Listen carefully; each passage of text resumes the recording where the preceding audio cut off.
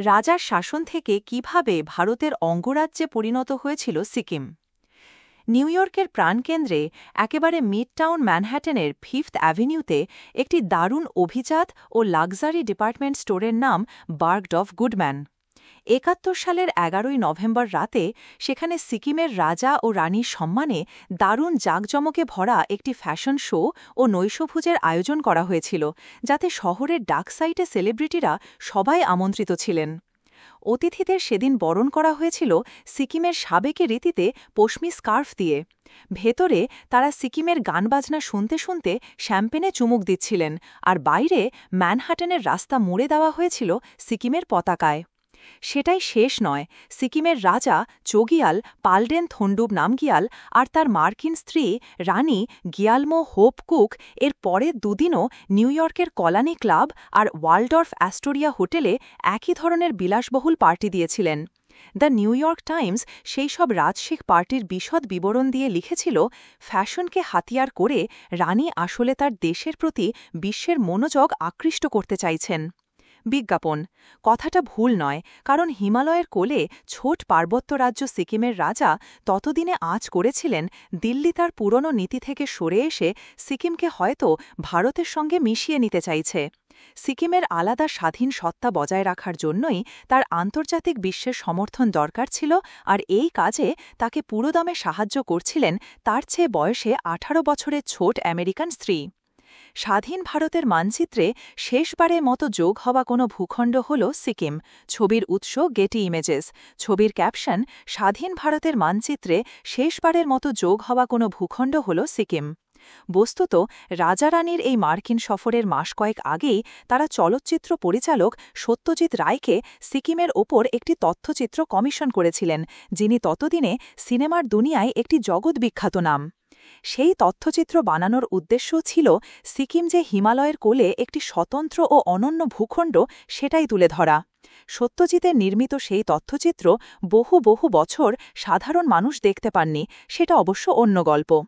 যাই হোক, চোগিয়াদ হয়তো ঘুণাক্ষরেও ভাবতে পারেননি নিউ ইয়র্কে তার সেই রাজশিক সফরের মাত্র ৩-৩.৫ বছরের মধ্যেই তার রাজত্বের পাকাপাকি অবসান ঘটবে এবং সিকিম ভারতের একটি অঙ্গরাজ্য হিসাবে আত্মপ্রকাশ করবে। ১৯৭৫ সালের ১৬ই মে ঠিক সেটাই ঘটেছিল, যে ঐতিহাসিক ঘটনার ৫০ বছর পূর্ণ হল মাস ৩ আগেই। আজকের সিকিম সেই মাইলফলক উদযাপনও করল মহাধুমধামে। সিকিমের রাজতন্ত্রের অবসান ও ভারতের সঙ্গে সংযুক্তির পেছনে প্রধানমন্ত্রী ইন্দিরা গান্ধীর রাজনৈতিক সিদ্ধান্ত ও দেশের গোয়েন্দা সংস্থা রয়ের ভূমিকা সুবিদিত, কিন্তু সে আমলের পর্যবেক্ষকরা সবাই মানেন সিকিমের একজন জননেতা তথা রাজনীতিবিদের সমর্থন ও সহযোগিতা ছাড়া এ কাজ কিছুতেই সহজ হতো না। তিনি আর কেউ নন, কাজী লেন্দুব দর্জি নামের আদ্যাক্ষর দিয়ে এলডি কাজী নামেও যিনি পরিচিত। এখনও তথাকথিত ভারতীয় আধিপত্যবাদের কাছে নতির শিকার বা ভারতের কাছে দেশ বিক্রি করে দেওয়ার প্রসঙ্গ এলেই দক্ষিণ এশিয়ার নানা প্রান্তে যার নাম সবার আগে আসে, তিনিই সেই লেন্দুব দর্জি, স্বাধীন সিকিমের শেষ প্রধানমন্ত্রী আর ভারতের অঙ্গরাজ্য সিকিমের প্রথম মুখ্যমন্ত্রী।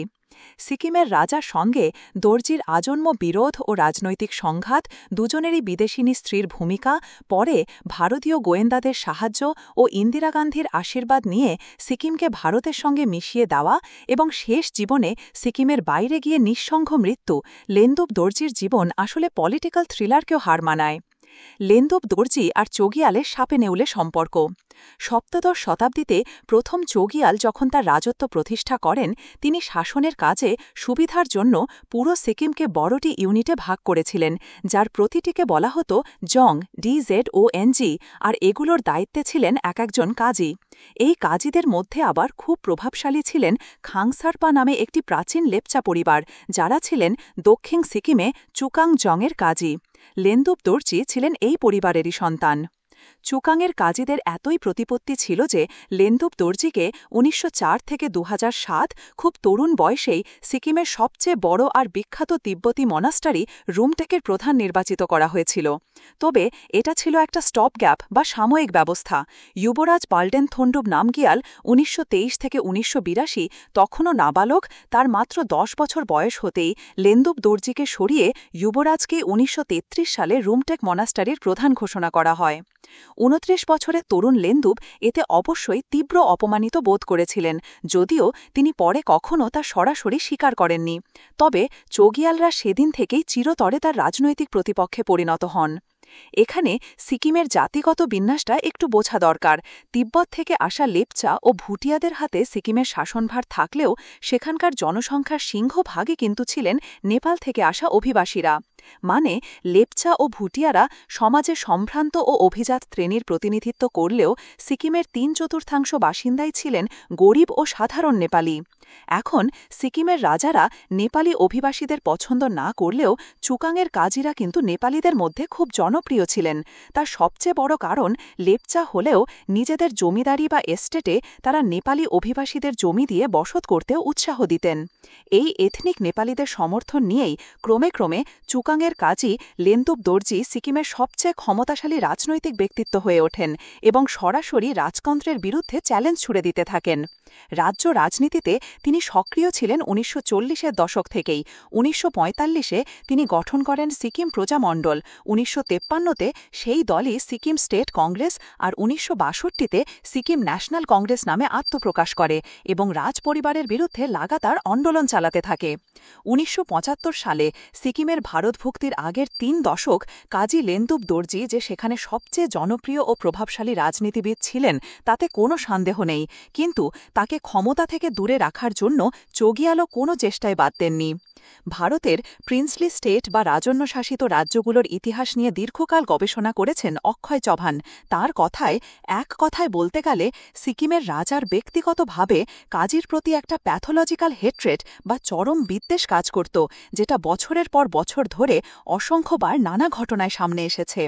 তবে সেই সঙ্গে এটাও বলার, এই ঘৃণা বা বিদ্বেষটা কিন্তু একতরফা ছিল না, বরং ছিল পারস্পরিক। ইন্দিরা গান্ধীর নির্দেশ আর রয়ের গোপন অপারেশন। লেন্দুব দর্জি সিকিমে যতই জনপ্রিয় হন না, চোগিয়ালদের বিরুদ্ধে আন্দোলনে বহুদিন তিনি তেমন কিছু করতে পারেননি, যার প্রধান কারণ ছিল রাজতন্ত্রের প্রতি ভারতের সক্রিয় সমর্থন। ভারতের শেষ সময়ের নেতৃত্ব যে কোনো কারণেই হোক চেয়েছিলেন সিকিমের একটা স্বতন্ত্র পরিচিতি বজায় থাকুক। ভারতের স্বাধীনতার পর বেশিরভাগ রাজন্যশাসিত রাজ্য বাইল্যাটেরাল ইনস্ট্রুমেন্ট অফ অ্যাক্সেশনের মাধ্যমে ভারতের সঙ্গে সংযুক্ত হলেও সিকিমকে এই প্রক্রিয়ার বাইরে রাখা হয়েছিল। স্বাস্থ্যমন্ত্রী বল্লভভাই প্যাটেল সিকিমকেও ভারতে মিশিয়ে দেওয়ার পক্ষে ছিলেন, কিন্তু প্রধানমন্ত্রী জওহরলাল নেহেরু সে প্রস্তাবে সায় দেননি। তার বদলে 1950 সালে দিল্লি সিকিমের রাজার সঙ্গে একটি চুক্তি করে তাদের প্রোটেক্টরেট মর্যাদা দেয়, মানে তাদের সুরক্ষা ও নিরাপত্তার সব দায়িত্ব নেয়। এর বদলে সিকিম তাদের বৈদেশিক সম্পর্ক, প্রতিরক্ষা, মুদ্রা, যোগাযোগ ব্যবস্থা আর ডাক বিভাগের ভার ভারতের হাতে তুলে দেয়। সাংবাদিক কুলদীপ নায়ার লিখে গেছেন, 1960 সালে পণ্ডিত নেহেরু তাকে বলেছিলেন, সিকিমকে আমি জোর করে ভারতের সঙ্গে যুক্ত করতে চাই না, কারণ সেটা মশা মারতে কামান দাগার মতো ব্যাপার হয়ে যাবে। কিন্তু 1971-এর পর নেহেরুর কন্যা ও তখনকার প্রধানমন্ত্রী ইন্দিরা গান্ধী এই নীতি বদলে ফেলার সিদ্ধান্ত নেন। ততদিনে বাংলাদেশ যুদ্ধ শেষ হয়ে গেছে, কিন্তু যুদ্ধের সময় পাকিস্তানের সমর্থনে চীনের ফৌজ সিকিমের ঠিক উত্তরে চুম্বি ভ্যালি পর্যন্ত চলে এসেছে বলে খবর পাওয়া গেছে। এর কয়েক বছর আগে আর একটা ঘটনা ঘটে। ভারতের আর এক প্রোটেক্টরেট ও সিকিমের প্রতিবেশী ভুটান 1968 সালে জাতিসংঘের সদস্যপদ পেয়ে যায়, যা একটি স্বাধীন সার্বভৌম দেশ হিসাবে তাদের প্রতিষ্ঠা করে। ইন্দিরা গান্ধী চাননি ভুটানের দেখাদেখি সিকিমও একই রাস্তায় হেঁটে ভারতের অস্বস্তি বাড়াক। এর পরবর্তী ঘটনাপ্রবাহ সিকিম ডন অফ ডেমোক্রেসি বইতে খুব বিশদে লিখে গেছেন রয়ের সাবেক প্রধান জিবিএস সিধু, যার ওই কর্মকাণ্ডে খুব বড় একটা ভূমিকা ছিল। তিনি জানাচ্ছেন, 72 সালের শেষ দিকে ইন্দিরা গান্ধী তখনকার প্রধান আর.এন. কাও ও তার প্রিন্সিপাল সেক্রেটারি পি.এন. হাকসারকে ডেকে পাঠিয়ে সিকিমের রাজার লেখা একটি চিঠি দেখান, যাতে চোগিয়াল নিজেকে হিজ ম্যাজেস্টি বলে সম্বোধন করেছেন। এই সম্বোধন একটি সার্বভৌম রাষ্ট্রের প্রধানরাই কেবল ব্যবহার করে থাকেন। চিঠিটা দেখিয়ে মিসেস গান্ধী তার গোয়েন্দা প্রধানকে জিজ্ঞেস করেন, এই ব্যাপারে কিছু কি করা যায়? আর.এন. কাও 2 সপ্তাহ সময় চেয়ে নিয়েছিলেন, কিন্তু মাত্র দিন 10 মধ্যেই প্রধানমন্ত্রীর কাছে ফেরত এসে তিনি জানালেন, হ্যাঁ, সম্ভব। এরপরই শুরু হল অপারেশন সিকিম, যেখানে প্রধানমন্ত্রীর স্পষ্ট নির্দেশ ছিল ভারতের সঙ্গে সংযুক্তিই হবে এই মিশনের চূড়ান্ত লক্ষ্য। দর্জির সঙ্গে হাত মেলালেন ভারতীয় গোয়েন্দারা। খুব গোপনে এরপর সিকিমের গণতন্ত্রপন্থী গোষ্ঠীগুলোকে একজোট করার কাজ শুরু হল। তাদের বোঝানো হল যে ভারত আর চোগিয়ালকে সমর্থন করবে না। এখান থেকেই কাজী লেন্দুপ দর্জির সিকিম ন্যাশনাল কংগ্রেসকে ভারতের আর্থিক ও অন্য সব ধরনের সাহায্য যোগানো শুরু হল। পাশাপাশি চোগিয়ালকেও এই ভুল ধারণার মধ্যে রাখার চেষ্টা হল যে নির্বাচন হলেও এখনও একটা আপোষ রফা সম্ভব। ভারত যে শেষ পর্যন্ত সিকিমের সংযুক্তি চাইছে সেটা তাকে ঘুণাক্ষরেও টের পেতে দেওয়া হয়নি। জিবিএস সিধু লিখেছেন, আমার ওপর নির্দিষ্ট দায়িত্ব ছিল কাজীর দলকে ভোটের জন্য প্রস্তুত করা এবং তারা যাতে অন্তত 2/3 আসন পায় সেটা নিশ্চিত করা। শেষ পর্যন্ত 1974-এর 15ই এপ্রিল ভারতের নির্বাচন কমিশনের তদারকিতে সিকিমে যে ভোট হল তাতে লেন্দুপ দর্জির সিকিম ন্যাশনাল কংগ্রেস 32টি আসনের মধ্যে 31টিতেই জিতল। কাজী হলেন সিকিমের নির্বাচিত প্রধানমন্ত্রী, তবে তার সরকার ভারতের সঙ্গে অধিকতর সহযোগিতা চেয়ে 2 সপ্তাহের মধ্যেই বিল আনল, যা চোগিয়াল যার ঘোরতর বিরোধিতা করেছিলেন। এরপর সিকিমের ভারতের সঙ্গে সংযুক্তি নেহাত সময়ের অপেক্ষা। 1975 সালের 16ই মে সব আনুষ্ঠানিকতার শেষে সিকিম অবশেষে ভারতের 22তম অঙ্গরাজ্য হিসাবে অন্তর্ভুক্ত হল। এর আগে ওই বছরেরই 10ই এপ্রিল লেন্দুপ দর্জি নেতৃত্বে সিকিমের আইনসভা 2টি প্রস্তাব পাশ করে। একটা ভারতের সঙ্গে পূর্ণ সংযুক্তি চেয়ে আর দ্বিতীয়টি চোগিয়ালের অপসারণ দাবি করে। 14ই এপ্রিল সিকিমে একটি গণভোটও অনুষ্ঠিত হয়, যাতে 97.55% মানুষের সমর্থন নিয়ে এই দুটো প্রস্তাবই গৃহীত হয়।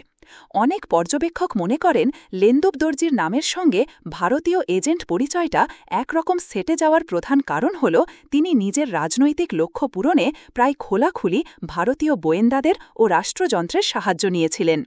তখন চোগিয়ালের এডিসি ছিলেন ক্যাপ্টেন সোনাম ইয়ংডা। তিনি পরে দাবি করেছেন রাজপ্রাসাদের সামনে সে সময় যে বিক্ষোভগুলো হতো তাতে ভারতীয় সৈন্যরা লুকিয়ে সিভিল ড্রেস পরে এসে অংশ নিত। তার মতে গণভোটের ফলও ভারতের কারসাজিতেই ব্যাপকভাবে রিগ করা হয়েছিল। তবে লেন্দুপ দর্জির পেছনে সিকিমের গরিষ্ঠ অংশের মানুষের, বিশেষ করে নেপালি বংশোদ্ভূতদের যে ব্যাপক সমর্থন ছিল তাতে কোনো সন্দেহ নেই। চোগিয়াজের রাজত্বে এই নেপালিরা অনেক সুযোগ সুবিধা থেকেই বঞ্চিত ছিলেন, যে কারণে কাজীর সমর্থকরা এখনও বলে থাকেন তিনি সিকিমকে রাজতন্ত্রের অত্যাচার থেকে মুক্ত করেছিলেন এবং সব নাগরিকের সমানাধিকার নিশ্চিত করেছিলেন। তারা যুক্তি দেন এই প্রক্রিয়ারই স্বাভাবিক পরিণতি ছিল ভারতের সঙ্গে সংযুক্তি, যদিও সেটা কখনোই কাজীর আন্দোলন বা রাজনৈতিক দর্শনের মূল কথা ছিল না। রাজা ও রাজনীতিবিদের 2 বিদেশিনী স্ত্রী। কাজী লেন্দুপের স্ত্রী ছিলেন বেলজিয়ান অ্যারিস্টক্রাট এলাইজা মারিয়া ল্যাংফোর্ড রায়, যিনি কাজীর স্ত্রী হিসাবে সিকিমে কাজিনী এলাইজা মারিয়া নামেই বেশি পরিচিত ছিলেন। এডিনবারা ইউনিভার্সিটির আইনের স্নাতক এলাইজা মারিয়া বৌদ্ধ ধর্ম গ্রহণ করে বার্মায় চলে এসেছিলেন। তার প্রথম স্বামী ছিলেন স্কটিশ। পরবর্তী জীবনে বিখ্যাত লেখক জর্জ অরওয়েল বার্মায় থাকাকালীন এই বিদুষী নারীর প্রেমে পড়েছিলেন, যদিও সেই সম্পর্ক পরিণতি পায়নি। এলাইজা মারিয়ার বিবাহ বিচ্ছেদের পর কাজীর সঙ্গে তার পরিচয় হয়, দুজনে দিল্লিতে বিয়ে করেন 1957 সালে। অক্ষয় চৌহান জানাচ্ছেন, বিয়ের পর থেকেই কাজিনীর স্বপ্ন ছিল তিনি একদিন সিকিমের ফার্স্ট লেডি হবেন। কাজিনী থাকতেন সিকিম সীমান্তের ঠিক বাইরে পশ্চিমবঙ্গের দার্জিলিং জেলার কালিম্পংয়ে, আর সেখানে বসেই চোগিয়াল, যুবরাজ আর সিকিমের রাজ দরবারকে ক্ষুরধার ভাষার আক্রমণ করে বিভিন্ন খবরের কাগজ ও আন্তর্জাতিক জার্নালে লেখালেখি করতেন। সিকিমের রাজ পরিবারের বিরুদ্ধে ভারতে জনমত তৈরিতে কাজিনী এলাইজা মারিয়ার একটা বড় ভূমিকা ছিল। স্বামীর রাজনৈতিক দলকে সংগঠিত করার ক্ষেত্রেও ও তাদের আন্দোলন সংহত করার জন্য তিনি দারুণ দক্ষতার সঙ্গে কাজ করতেন। কাজীর সঙ্গে বিয়ের 6 বছর পর কাজিনী আক্রমণ করার জন্য চোগিয়ালের পাশাপাশি এক নতুন প্রতিপক্ষকে পেলেন, তিনি American socialite hope cook. New ইয়র্কের এক অত্যন্ত ধনাঢ্য পরিবারের মেয়ে হোপ কুক হিমালয় নিয়ে গবেষণা করতে ভারতে একটি স্টাডি ট্রিপে এসেছিলেন 1959 সালে। তখন তার বয়স মাত্র 19। সেই সময় দার্জিলিংয়ের হিমালয়ান হোটেলে সিকিমের যুবরাজ থোন্ডুপের সঙ্গে তার আলাপ হয়। যুবরাজের প্রথম স্ত্রী তার বছর 2 আগেই মারা গেছেন, অতঃপর সেই পরিচয় প্রণয়ে রূপ নিল। এরপর ১৯৬৩ সালে জওহরলাল নেহরুর সম্মতি নিয়ে যুবরাজ থন্ডুপ ২২ বছরের তরুণী হোপ কুককে বিয়ে করলেন। মার্কিন সোশ্যালাইট প্রবেশ করলেন তার হিমালয়ান স্যাংগ্রিলায়। সেই বিয়ের অল্প কয়েকদিন পরেই থন্ডুপের পিতা তাশি নামগিয়াল প্রয়াত হলেন, ফলে নতুন চোগিয়াল হিসাবে সিংহাসনে অভিষেক হল থন্ডুপের, আর তার স্ত্রী হোপ কুক হলেন নতুন গিয়ালমো। আমেরিকান এই গিয়ালমো সিআইএর চর কিনা তা নিয়ে যথারীতি ভারতে প্রবল গুঞ্জন আর জল্পনা শুরু হয়ে গেল। পরে ভারতের গোয়েন্দা কর্মকর্তারা তাদের বইতে অনেকেই লিখেছেন হোপ কুকের সঙ্গে সিআইএর সংস্রবের কোনো প্রমাণই মেলেনি, কিন্তু সেই শীতল যুগে ভারতের আমজনতা তখন কিন্তু তা আদেও বিশ্বাস করেনি। চোগিয়াল ও তার নতুন রানী মাঝে মাঝেই বিশ্ব পরিক্রমায় বেরোতেন, যে সফরগুলোর প্রধান উদ্দেশ্যই ছিল একটি স্বাধীন সিকিমের পক্ষে আন্তর্জাতিক জনসংযোগ। প্রতিবেদনের শুরুতেই আমরা নিউ ইয়র্কে যে ফ্যাশন শোর কথা উল্লেখ করেছি, সেটাও ছিল এরকমই একটি পিআর এক্সারসাইজ। এর মাঝে ১৯৬৬ সালে বুলেটিন অফ টিবেটোলজিতে একটি নিবন্ধ লিখে গিয়ালমো হোপ কুক দাবি জানালেন ভারতের উচিত দার্জিলিংকে আবার সিকিমের হাতে ফেরত দেওয়া, যে বক্তব্য নিয়ে ভারতের পার্লামেন্টেও তোলপাড় পড়ে গেল। পরের বছর স্ত্রীর অনুপ্রেরণায় চোগিয়াল সিকিমের বাছাই করা বুদ্ধিজীবী ও শিক্ষাবিদদের নিয়ে স্টাডি ফোরাম নামে একটি কমিটি তৈরি করলেন, যাদের কাজই ছিল স্বাধীন সিকিমের পক্ষে জনমত তৈরি করা। ভারত যথারীতি হোপ কুককে তখন থেকেই সন্দেহের চোখে দেখছিল। দিল্লির ধৈর্যের বাঁধ ভাঙল যখন ১৯৬৮তে ভারতের স্বাধীনতা দিবসে গ্যাংটকের রাস্তায় ভারতীয়রা সিকিম ছাড়ো প্লাকার্ড নিয়ে স্কুলের বাচ্চারা মিছিল করল। গোয়েন্দারা রিপোর্ট দিলেন এই মিছিলের পরিকল্পনা হোপ কুকেরই মস্তিষ্কপ্রসূত। ফলে কাজিনী যখন স্বামীর পথে সামিল হয়ে সিকিমকে ভারতের সঙ্গে যুক্ত করার পথে এগোচ্ছেন, সিকিমের বিদেশিনী গিয়ালমো কিন্তু তার স্যাংগ্রিলার স্বাধীনতার জন্য লড়াই চালাচ্ছিলেন। তবে সিকিমের ভারতভুক্তির প্রায় বছর দেড়েক আগেই রানী হোপ কুক নিজের সন্তানদের নিয়ে চিরতরে আমেরিকায় ফিরে যান। এরপর আর কখনো তিনি সিকিমে পা রাখেননি। ভারতীয় সেনা তার প্রিয় রাজপ্রাসাদের নিরাপত্তা বাহিনীর সদস্যদের অস্ত্র কেড়ে নিচ্ছে, এ দৃশ্যও তাকে দেখতে হয়নি। অন্যদিকে কাজিনী এলাইজা মারিয়া জীবনের শেষ দিন পর্যন্ত লেন্দুপ দর্জির পাশেই ছিলেন। নিঃসন্তান এই দম্পতি শেষ জীবনে থাকতেন কালিম্পংয়ে, সেখানেই ১৯৯০ সালে কাজিনী প্রয়াত হন। শেষ জীবনে কি অনুশোচনার গ্রাসে? কাজী লেন্দুপ দর্জি সিকিমের প্রথম মুখ্যমন্ত্রী হলেও তার সেই ক্ষমতা কিন্তু বেশিদিন স্থায়ী হয়নি। ১৯৭৯-তে সিকিমের পরের নির্বাচনে তার দল এসএনসি একটিও আসন পায়নি। মুখ্যমন্ত্রী হন নেপালি জনজাতি থেকে উঠে আসা এক নতুন নেতা নরবাহাদুর ভান্ডারী। দর্জির সক্রিয় রাজনৈতিক জীবনের কার্যত সেখানেই ইতি। কয়েক বছর পর একবার সিকিমের নির্বাচনে মনোনয়নপত্র জমা দিতে গিয়ে তিনি দেখেন ভোটার তালিকায় তার নামই নেই। ততদিনে তিনি সস্ত্রীক সিকিম লাগায়া কালিম্পংয়ে চুকাং হাউস নামে একটি বাড়িতে গিয়ে থাকতে শুরু করেছেন, যেটির নামকরণ করা হয়েছিল তাদের পুরনো জমিদারির নামে। ১৯৯০-তে স্ত্রীর মৃত্যুর পর জীবনের শেষ ১৭ বছর তিনি সেখানেই একাকী নিঃসঙ্গ জীবন কাটিয়েছেন। দেখাশোনার জন্য পুত্র পরিজন বা আত্মীয়স্বজন কেউ ছিল না, তিনি নিজেও সিকিমের সঙ্গে সব যোগাযোগ কার্যত ছিন্ন করে ফেলেছিলেন। মৃত্যুর বছর ৪ আগে ভারত সরকার অবশ্য তাকে দেশের দ্বিতীয় সর্বোচ্চ বেসামরিক খেতাব পদ্মবিভূষণে সম্মানিত করেছিল। ২০০৪ সালে সিকিম রাজ্য সরকার দিয়েছিল সিকিম রত্ন সম্মানও। কিন্তু শেষ জীবনে তার প্রতি ভারত সরকারের মনোভাব নিয়ে তিনি যে রীতিমতো ব্যথিত ও আশাহত ছিলেন, এটা কোনো গোপন কথা নয়।